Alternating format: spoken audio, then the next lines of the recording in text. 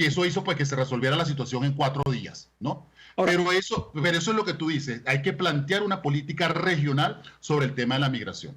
claro, a esa iba allí y uno, ¿cuál es el papel de Venezuela en el diseño de esa política a sabiendas de que el régimen venezolano poca atención le presta a la diáspora? De hecho, ha negado su existencia, como hizo Maduro en algún momento en su última intervención como representante de Venezuela, como representante legítimo de Venezuela en Naciones Unidas. Que dijo que la diáspora no existía. La segunda está vinculada con otro tema.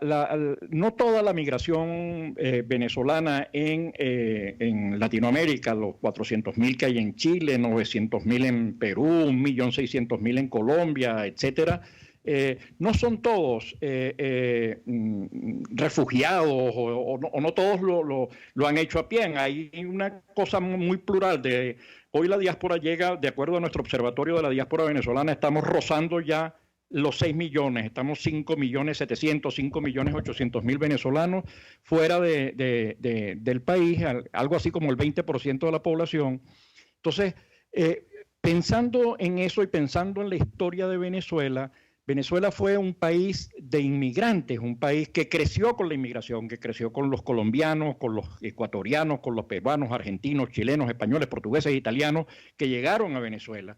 Y uno podría decirle que los países están en pleno derecho de levantar las normas que ellos decidan, ¿no? Digamos, exigir visa, etcétera, en el marco de los acuerdos que existen regionalmente. Pero yo creo que hay un mensaje importante de la experiencia venezolana y norteamericana, como la reconoce el propio Reagan, o la reconoció el propio Reagan, que es que la movilidad de la diáspora impulsa el crecimiento de los países. El último informe del propio presidente Vizcarra y del BBVA indican el aporte al PIB de la diáspora venezolana. Pero estas cosas me las comenta Juan, cuando lleguemos del corte, en el próximo segmento del programa.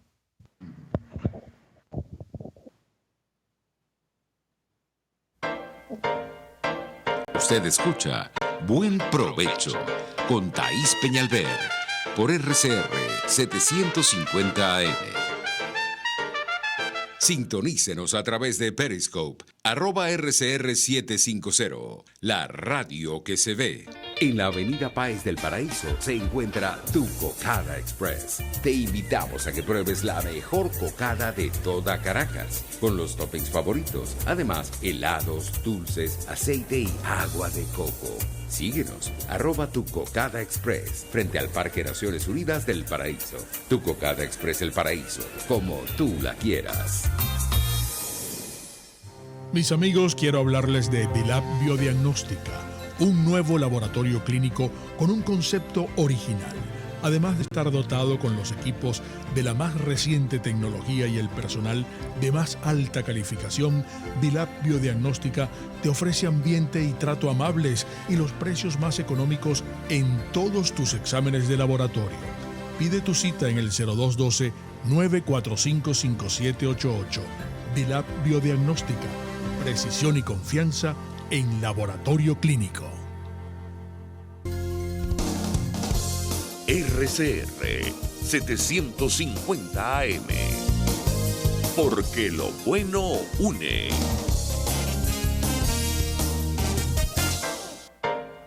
Los grandes temas se debaten en la mesa. Buen Provecho con Thaís Peñalver, @RCR750. Bueno, de regreso con nuestro programa La Voz de la Diáspora en Buen Provecho. Estamos conversando con Juan Navarrete, abogado, representante del Instituto Interamericano de Derechos Humanos, especialista en justicia transicional y siempre se ha ocupado de ese tema de los derechos humanos. Habíamos quedado en el segmento anterior haciendo algunas afirmaciones acerca de el derecho de los países a diseñar políticas, la importancia de la diáspora y de la movilidad humana para el crecimiento y el desarrollo. Un poco hablábamos de los datos de Perú recientemente publicados y reforzados por el estudio que hizo una entidad financiera. Pero también esos datos corresponden a Chile, digamos, es el mismo efecto de la diáspora que ha impactado el Producto Interno Bruto. Entonces, en ese marco y la necesidad de una política regional, ¿cuál puede ser el papel de los países? ¿Cuál puede ser el papel de Venezuela? No digo de las instituciones legítimas como el Parlamento, para poder desarrollar iniciativas del sector privado, las instituciones, las universidades, para desarrollar una estrategia que acompaña a la que desarrollan los países en torno a la diáspora venezolana. Juan. Sí, yo creo que hay parte en tres cosas, ¿no? Ahí tiene que haber un enfoque primero regional en el cual haya un consenso, no solo por lo que tú dices, que los países soberanamente pueden tener pues los mecanismos de regulación y control de la migración, de la diáspora, y eso es por un lado, y también por el otro lado en lo que tiene que ver con lo regional, también lo regional tiene que apostarle a políticas y programas que desarrollen la inclusión y la integración y el emprendimiento económico y social de la diáspora venezolana en la región, como una respuesta regional. Luego está la respuesta que cada país tiene que dar, cada país tiene que empezar también a producir y a generar espacios y reconocimiento, porque muchos de estos emprendimientos se han dado en el marco, en dos sentidos, en el marco de situaciones de emprendimiento independientes, individuales o colectivos, grupales de los venezolanos en los países, pero también se han dado situaciones de cierto emprendimiento, pero que caen en el mundo de la informalidad. Y entonces eso también hay que buscar como un poco, porque la tendencia es que este desarrollo económico de las diásporas en los países se dé en la informalidad, y lo cual a veces los pone en mayores condiciones de vulnerabilidad por posibilidades de explotación económica de otro tipo. Luego está también como un tercer elemento la cooperación internacional, es decir, ya se movilizan una serie de recursos internacionales. Por supuesto, lo primero que se atiende es lo humanitario, pero también que tiene que apuntar a generar modelos de desarrollo y de integración y de emprendimiento social y económico de la diáspora venezolana como una respuesta internacional. Es decir, ya no solamente en este nivel, pues ya estamos hablando ya casi, vamos a tener una década en el cual se ha dado toda esta diáspora venezolana, y como tú bien señalas, no todas las personas de esta diáspora son personas con necesidades de protección internacional, es decir, que tengan las cualidades para ser refugiados o asilo político, sino que hay lo que la migración mixta también, personas que emigraron por su condición y buscaron una nueva forma de vida, un nuevo proyecto de vida, construir una nueva economía. Entonces creo que ya es necesario que empecemos a entender esto como que esto no es un problema que se va a terminar mañana ni con la caída de Nicolás Maduro. Esto es un problema que va a impactar a la región durante muchos años, ¿no? Porque incluso ya podemos ver, incluso jóvenes que ya han salido, que ya han logrado, aunque sea precariamente, pero en mejores condiciones desde el punto de vista de poder adquisitivo económico que el que tienen en Venezuela. Ya estamos hablando de jóvenes que, por ejemplo, si hablamos del periodo de la crisis más aguda de la diáspora, que fue del 2015, ya estamos hablando de 4 años. Ya mucha de esa gente ya está integrada de una u otra manera. Lo que hay es que potenciar su capacidad integradora y de generación de ingresos y de emprendimiento económico y social.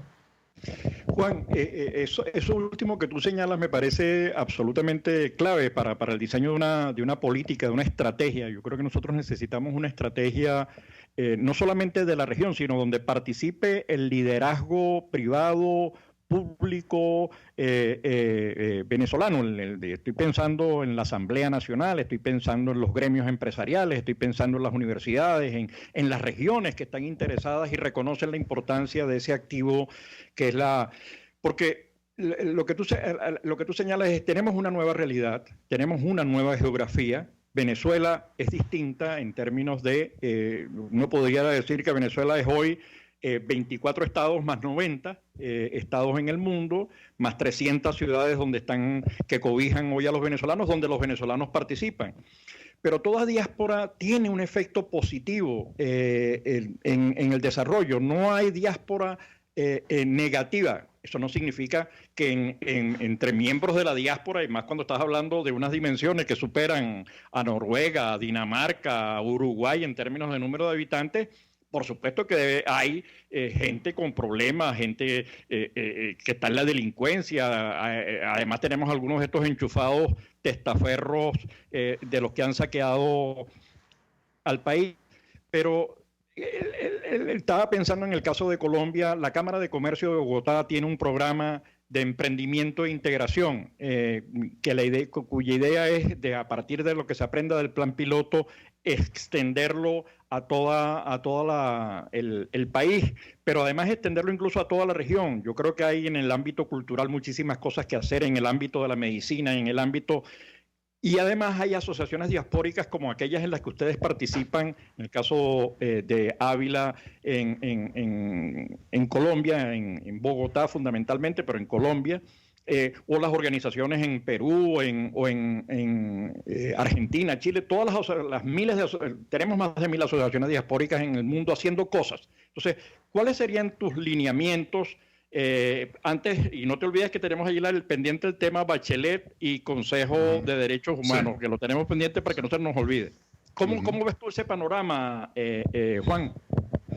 Yo creo que ese es un camino y esa es la ruta, y como tú muy bien señalas, ya hay muchas iniciativas que se vienen dando en términos de apoyar. Lo que pasa es que, claro, estamos como en una etapa de reacomodo organizacional porque los países no estábamos preparados para la acogida de esta diáspora y en el volumen y en el tiempo en que se está dando y con lo vertiginoso que se da. Pero si aún así, como tú muy bien señalas, el ejemplo de la Cámara Colombo-Venezolana de Comercio, que ha venido adelantando varias iniciativas en ese sentido, de propiciar espacios de emprendimiento social y económico, y incluso el tema importantísimo, interesante, que también un fenómeno que después tendrán un análisis, a lo mejor ustedes ya lo han hecho, que es el tema cultural, por ejemplo, ¿no?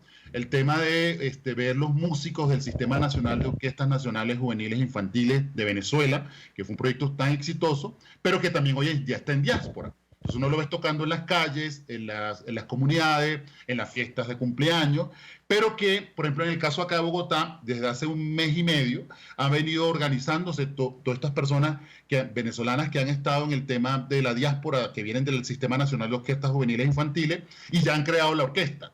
Y ya ellos mismos organizaron su primer concierto. Cobraron las entradas y ya empiezan a captar apoyo. La alcaldía de Bogotá quiere apoyarlo, el Banco Interamericano de Desarrollo ve que eso es una posibilidad, un potencial.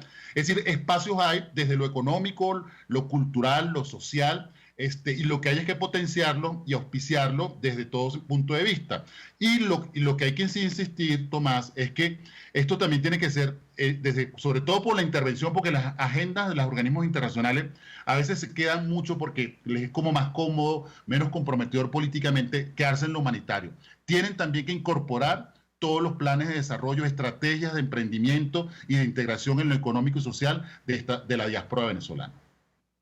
Ok, tú has tocado otro tema fundamental, que es la presencia de los organismos internacionales, de la cooperación internacional. Cuando uno constata los números de apoyo y los compara con el apoyo internacional que recibió la migración siria, ya nosotros estamos próximos al volumen de la migración siria, e incluso con la cantidad de homicidios en el país, próximos también a la cantidad de muertos que hubo, que ha habido, que sigue habiendo además, desafortunadamente, en la guerra de Siria. Es decir, nosotros tenemos, sin tener en apariencia guerra alguna, tenemos más de 400.000 o cerca de 400.000 homicidios en Venezuela, muchos de ellos intencionales, como lo denuncia el informe Bachelet. Entonces, cuando ves el aporte que se le ha dado a la migración siria y la comparas con la venezolana, ahí hay una distancia enorme. Es decir, que uno, para aliviar momentáneamente los desajustes que crea ese volumen de gente que, como tú bien dices, ha llegado en un breve lapso, porque al final, como lo recoge, reitero, el informe de económico de Perú o el de Chile, el aporte de la diáspora venezolana en particular al PIB es enorme. Además es un bono demográfico, además es gente formada, y lo que uno piensa es que los países deberían aprovechar mejor esa diáspora, ¿no? Digamos, tenemos abogados, tenemos ingenieros, tenemos médicos que no están desempeñando sus funciones y que podrían ser de enorme ayuda, como está ocurriendo en Argentina o como puede ocurrir en Perú, en Ecuador, donde tenemos, no sé, 300, 400 médicos que podrían estar desempeñando funciones en formación y asistencia técnica. Entonces, es el tema internacional, el tema emprendimiento, el tema creación de riqueza, porque al final lo que le preocupa a esos países, el problema no es la diáspora, el problema es que en el caso colombo-venezolano nosotros teníamos un comercio de 7.000 millones de dólares que iba creciendo y hoy se ha reducido a unos escasos 300 millones de dólares. Entonces, con el malestar y la gravedad de la situación en Venezuela se afecta también, porque somos vecinos y lo vamos a hacer por siempre. Entonces, es cómo aprovechar esas capacidades para seguir incidiendo y pidiendo a los organismos internacionales un mayor apoyo a todas estas posibilidades de integración. Entonces sí me gustaría conocer tu opinión sobre este tema del informe Bachelet, que es demoledor en relación con la situación de Venezuela y lo que ha pasado con el Consejo, de tener ahora un miembro de los amigos de Nicolás, pues, de Nicolás y sus amigos en el Consejo de Naciones Unidas. Eso de verdad que es preocupante. ¿Cómo lo ves tú? ¿Qué análisis haces tú allí? Bueno, en primer lugar, yo creo que el informe de Bachelet hace un punto de un antes y un después en cuanto a la descripción de la situación de los derechos humanos en Venezuela. Desde hace muchos años las organizaciones de derechos humanos en Venezuela, que eso también ha sido una cosa positiva, ha crecido, se ha especializado y ha desarrollado buenos estudios y documentación de las violaciones de derechos humanos desde que se elaboraron lo que se conoce en el Consejo de Derechos Humanos los exámenes periódicos universales. Desde hace ya 10 años vienen trabajando laboriosamente y profesionalmente. Y a las organizaciones de derechos humanos en Venezuela le ha tocado un desafío importante, porque ya no solo es atender las violaciones de los derechos humanos, sino también dar respuestas humanitarias, buscando medicina, atención médica, salud, alimentación a ciertas poblaciones. Pero bueno, esta documentación recoge e integra de una manera bastante seria y metodológicamente muy correcta la descripción de las graves violaciones de los derechos humanos en Venezuela, y parte de un principio interesante que uno lo discutía públicamente o en espacios académicos, pero que es lo que hace la caracterización muy particular del régimen venezolano, que es en este sentido. La mayoría de los regímenes dictatoriales, autoritarios y totalitarios se caracterizan por la violación de los derechos civiles y políticos, es decir, basados en la persecución de un enemigo interno, el cual persiguen, privan de la libertad, torturan, les limitan la libertad de expresión, se afecta, la libertad de manifestación se afecta, la posibilidad de organizarse se afecta. Va más dirigida al control de los derechos individuales.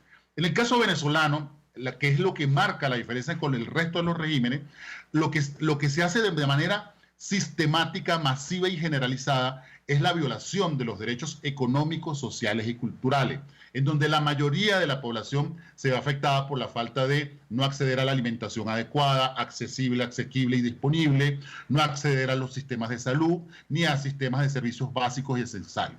Y como muy bien lo describe el informe de Bachelet, y el poco ingreso que tiene está por alrededor, oscilaba entre 3 y 7 dólares mensuales, cuando todo, históricamente, los modelos del desarrollo, el Programa de las Naciones Unidas para el Desarrollo, el Programa de las Naciones Unidas para la Población, el UNFPA, han identificado que como indicador de que quien tiene por menos de un $1 por salario mínimo diario está ya en situación de pobreza extrema. Entonces, imagínense, nosotros en Venezuela estamos teniendo un salario mínimo que oscila entre los 3 y los 7 dólares de acuerdo a cómo se está dando la inflación en ese momento, y es una situación sumamente grave. Por eso el informe de Bachelet parte diciendo que es un salario que no permite la subsistencia del ser humano, a nivel de gravedad en lo que afecta y lo que significa decir que no permite la subsistencia del ser humano. Entonces ya estamos viendo una situación sumamente grave. ¿Qué es lo que pasa ahora con el informe de Bachelet cuando se presenta en el Consejo de Derechos Humanos y que se crean dos instancias que es importante no perder de vista? En la última sesión del Consejo de Derechos Humanos de Naciones Unidas en septiembre, a raíz del informe de Bachelet, se aprueban dos resoluciones sobre Venezuela. La primera, que bueno, Venezuela se sintió que había logrado un éxito porque todos habíamos impulsado que se creara una comisión de investigación de los hechos y determinación de hechos, pero la primera resolución que se aprueba es una resolución impulsada por Irán, por su aliado, en la cual Venezuela hace como una especie de concesión de decirle, ok, todos los organismos de derechos humanos, la oficina del alto comisionado puede venir a supervisar a Venezuela. Hasta ahí se quedó. Luego, afortunadamente, el Grupo de Lima se moviliza e impulsa una segunda resolución, que es la que establece el establecimiento de una misión de determinación de los hechos. Que esta es una misión importante, que es la primera vez que en América Latina se establece una comisión de esta naturaleza, y estas comisiones se establecen cuando un país está sometiendo a su población a graves y sistemáticas y generalizadas violaciones a los derechos humanos. Ese es un segundo elemento importante, que es una hoja de ruta que no hay que perder. ¿Por qué rescato esto y no perderlo como hoja de ruta? Porque lo que Venezuela está mostrando ahora como un éxito, el haber logrado ser incorporado como miembro del Consejo de Derechos Humanos, todos sabemos cómo son las dinámicas de las Naciones Unidas. O sea, se mueven desde mucho tiempo. Brasil venía trabajando su reelección desde hace 2 años, cuando ya sabía que esto se iba a dar. Venezuela ya también lo venía trabajando. Y claro, a última hora, porque la opción que había es que un tercer país latinoamericano, que a Latinoamérica le correspondían 2 cupos, y entre los que se estaban, los dos únicos cupos que estaban propuestos desde un inicio era Brasil y Venezuela, 2 semanas antes que Costa Rica se decide a poner su candidatura. Entonces, claro, ya ahí las dinámicas políticas de Naciones Unidas son muy lentas, y ya eso es un agua vertida, y ya eso era casi imposible. Aún así, porque vean las diferencias, Brasil sacó 153 votos. Estamos hablando del Brasil de Bolsonaro. 153 votos, de los 194 que conforman la Asamblea General de la ONU. Venezuela saca 105. Costa Rica logró llegar a duras penas a 96, ni siquiera pasó el umbral de 97, que era con el que ya puede empezar a calificar. Entonces ahí vemos que la diferencia son de 9 votos, y por eso, además, que esto también es importante que se entienda y que lo entienda la opinión pública. Varios los miembros aliados fundamentales del régimen de Nicolás Maduro de Venezuela pidieron que la votación fuese secreta. Ok. Vas a terminar en el siguiente segmento, vamos a corte para la publicidad. Regresamos en el siguiente segmento, en unos breves minutos. Usted escucha Buen Provecho con Thaís Peñalver por RCR 750 AM. Puedes seguirnos en nuestras redes sociales. En Twitter, @RCR750, la radio que se ve. Quiero invitarte al restaurante Távola Calda La Lagunita, simplemente porque la vas a pasar muy bien. Los platos de su chef conjugan a la perfección el Mediterráneo con el Caribe, las porciones generosas y el ambiente es cálido y familiar. Comprueba que bien vale la pena en Instagram, @Távola Calda La Lagunita, la experiencia gastronómica que siempre querrás repetir. RCR 750 AM, porque lo bueno une. Conéctese con nosotros en señal abierta o por rcr.tv, la radio que se ve. Y síganos en Twitter, @RCR750. Y buen provecho. Bueno, de regreso con Juan Navarrete en el programa La Voz de la Diáspora en Buen Provecho. Juan estaba, de verdad, le agradecemos mucho habernos aclarado ese panorama de lo que significa estar en el Consejo, pero sobre todo de lo que significan las decisiones previas, la de la creación de la Comisión de Investigación y la misión de determinación de los hechos y de los derechos humanos en Venezuela, es decir, in situ. Pero eso lo sumo yo al de la comisión encuesta, que es la número 12 en 100 años que hizo la OIT, también valorando el desprecio del régimen venezolano por los organismos y las decisiones internacionales y por todos los derechos económicos que ya había señalado Juan. Lo que sí me gustaría, Juan, es que terminaras de redondear toda esa idea en relación, porque Te lo agradezco muchísimo y creo que la audiencia también haber aclarado realmente qué significa este consejo y qué significa el peso del informe Bachelet y qué tanto le ha dolido al gobierno, porque es un retrato fiel de la destrucción en la a la que somete a los venezolanos y al país. Sí, lo importante es no perder de vista la hoja de ruta trazada por el informe de Bachelet sobre la situación de las graves violaciones de derechos humanos en Venezuela. El hecho de que Venezuela hoy forme parte del Consejo de Derechos Humanos no le resta a esta hoja de ruta, porque entramos a otro escenario político. El Consejo de Derechos Humanos de las Naciones Unidas está conformado. ¿Aló? ¿Se fue la imagen? ¿Se fue?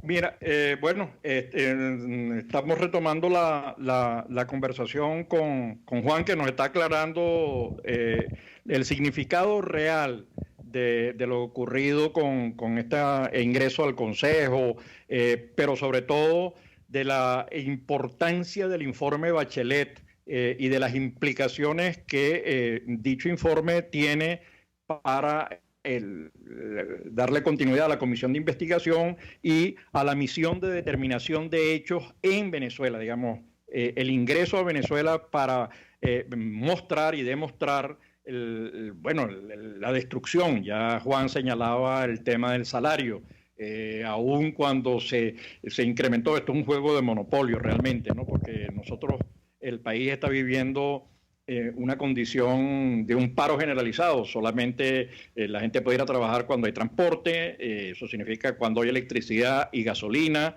y algunos repuestos que los vehículos necesitan porque están en la fase ya de extinción, o cuando aparece el agua, o cuando aparece internet, o cuando aparece la electricidad, sencillamente. Entonces, estaba viendo en estos días la filmación de Benalún, que es una empresa, bueno, una ubre eléctrica realmente, que está absolutamente paralizada. Y le comentaba a un gran amigo, Damián Prat, que conoce a fondo el tema en Guayana, y me decía, no, lo de Benalún no solamente es cierto, sino que está acompañado de lo que está ocurriendo en Alcázar, en Bausilún, en Ferrominera. La producción de Ferrominera pasó, me decía, de 20 millones de toneladas a unos punto y tantos millones de toneladas, es decir, la destrucción completa, hacia donde además se está dirigiendo PDVSA. Ya logramos retomar con Juan. Juan, para que te redondees tú la idea. Uy, Dios mío. Bueno, me comentan que se fue otra vez.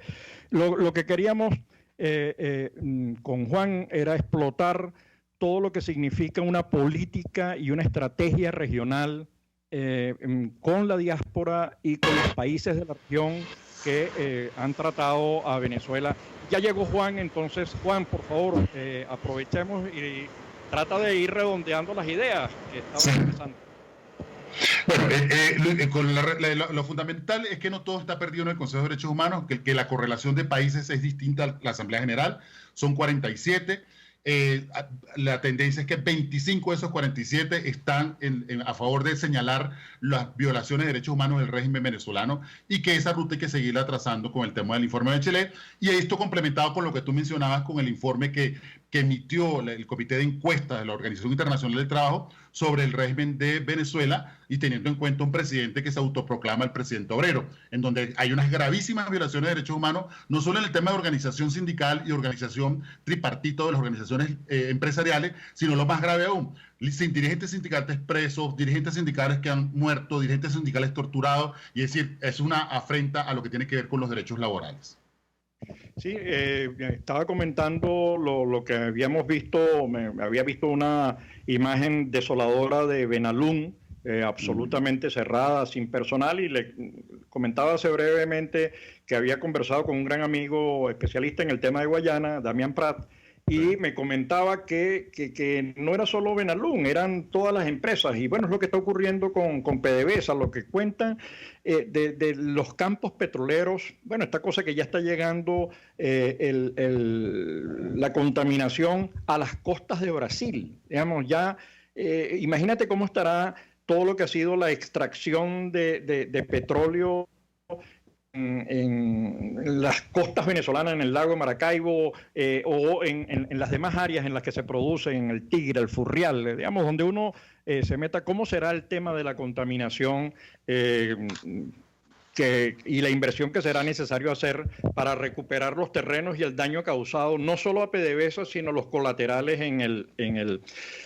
Pero volviendo al tema latinoamericano, estamos viendo el surgimiento de lo que llaman las industrias asociadas a la diáspora, ¿no? El paso por las trochas, digamos, incluso el uso de venezolanos en el marco de movimientos guerrilleros, la trata de blancas, etcétera. ¿Cómo están viendo ustedes eso y cuáles pues, son las implicaciones de ese tema para el área que ustedes trabajan, que es el de los derechos humanos?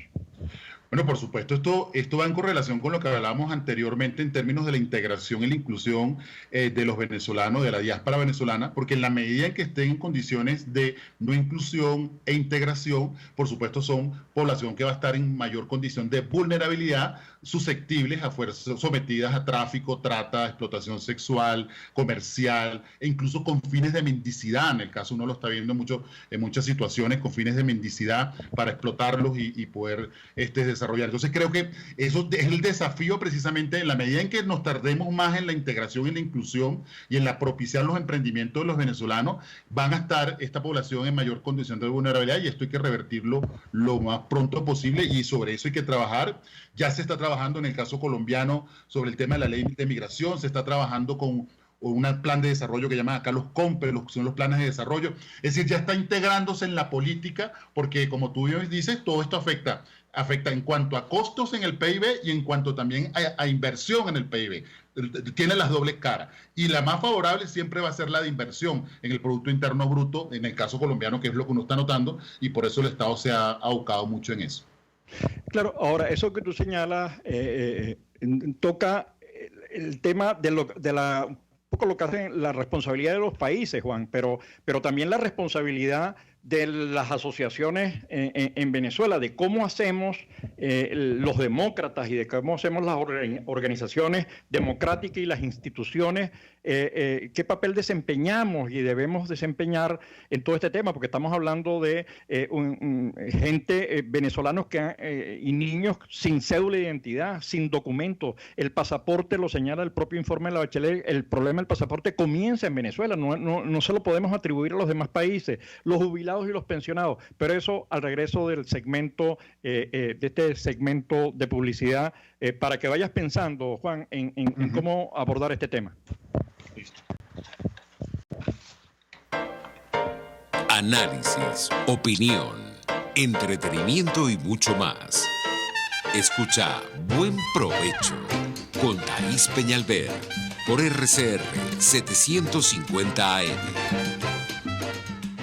Puedes seguirnos en nuestras redes sociales. En Twitter, @RCR750, la radio que se ve. Si buscas cauchos especiales y específicos para tu rústico, te recomiendo Cauchera Fran Luis, donde los consigues como tú quieres, al mejor precio y con las mejores promociones. Bajando por la avenida Baral, al final, al lado del banco, teléfono 0212-481-1752. Correo caucherafranluis72@gmail.com. Cauchera Fran Luis, tu mejor opción. En Arnamar contamos con una muy extensa gama de productos cosméticos de primerísima calidad para el cuidado personal de toda la familia. En Arnamar nos sentimos orgullosos de ofrecer tratamientos especiales para el cabello y para la piel tanto de adultos como de niños, bajo las más estrictas normas internacionales. Y en Arnamar siempre estamos innovando para satisfacer las exigencias de la calidad de vida de hoy. Arnamar Cosméticos, toda una vida dedicada al cuidado personal de la familia venezolana. Pluralidad contigo. Respeto contigo. Responsabilidad contigo. Libertad contigo. Estamos contigo y punto. De lunes a viernes a la 1 de la tarde. Contigo. Solo por RCR 750 AM. Porque lo bueno une. Los grandes temas se debaten en la mesa. Buen provecho. con Thaís Peñalver, @RCR750. Bueno, ya en la última sección queremos agradecerle mucho a Juan Navarrete, experto en el tema de derechos humanos, trabajador desde hace 30 años en esa área, representante en Colombia del Instituto Interamericano de Derechos Humanos, conocedor de lo que está diciendo, agradecerle su tiempo, su participación y habernos aclarado algunas cosas en relación con el tema de la alta comisionada de derechos humanos y el Consejo. Ahí hay una distancia importante y las decisiones que se han tomado. Pensaba en este momento, antes de darte la palabra, Juan, en la última muerte, en el último asesinato, el de Pipo, el concejal, ¿no?, que se suma al de Albán, que se suma al del capitán, que se suma a tantos otros, a los miles que ha denunciado la propia Bachelet en su informe. Entonces, nos quedan unos pocos minutos, así que por favor, Juan, sintetiza y dinos lo que nos tienes que decir en esta área en la que tú eres un experto, un gran conocedor. Sí, desafortunadamente Venezuela está haciendo una práctica de graves violaciones de derechos humanos. Y creo que, por eso digo, no hay que perderse el sentido de lo que es la hoja de ruta del informe Bachelet. Ese debe continuar, se debe profundizar, y mucho más cuando vemos que todavía, a pesar del informe, estamos viendo que ocurre pues la reciente muerte de este concejal Pipo, que se ve que son prácticas que se están dando, y además que el mensaje que está dando el régimen venezolano, la verdad que no son de compromiso y de abrir las puertas y de transparencia frente al tema de las violaciones de derechos humanos, porque inmediatamente que después que hace el informe la Bachelet y lo presentan al Consejo, en vez de eliminar las FAES y eliminarlas del todo, como PRAC, que es un cuerpo de las Fuerzas de Acciones Especiales que ajustician las comunidades populares, lo que hace es reconocerlas y darle un reconocimiento mérito. Yo creo que tiene que haber una voluntad política, tiene que haber mecanismos para vencer la impunidad y tiene que desarticularse todas las estructuras, tanto las que están en el Estado como la FAES, como las que son paramilitares, como los colectivos, que son una máquina de violencia y de graves asesinatos a las poblaciones vulnerables especialmente, porque tiene todo un mensaje de control social y político. Y esto hay que revertirlo, y por eso hay que apostar la hoja de ruta del informe Bachelet. Bueno, es que el régimen tiene a los camisas rojas, como antes tuvieron el fascismo italiano y el nazismo, los camisas pardas y los camisas negras, ¿no? Digamos que son esos instrumentos de amedrentamiento, agresión y muerte. Quería, no nos va a dar tiempo, pero eso lo dejaremos para otro programa, claro. Ese en el que tú también eres experto, que es la justicia transicional. ¿Qué significa eso para lo que viene en Venezuela? Y yo creo que tu explicación nos va a ser de mucha ayuda, pero eso no lo podemos hacer hoy, así que lo dejamos para un próximo programa. Juan, agradecerte de verdad tu valioso trabajo, por un lado, tu valioso conocimiento y haberlo compartido con todos nosotros y con nuestra audiencia. Así que muchas gracias, Juan. Gracias a usted, siempre a la orden. Bueno, querida audiencia, nos vemos entonces el próximo lunes a esta misma hora para seguir conversando y seguir integrando a la diáspora y a Venezuela y a la diáspora, que es nuestro papel. Así que un gran abrazo para todos y nos vemos el próximo lunes. RCR presentó Buen Provecho con Thaís Peñalver. Síganos en Twitter en @RCR750. RCR 750 AM, porque lo bueno une.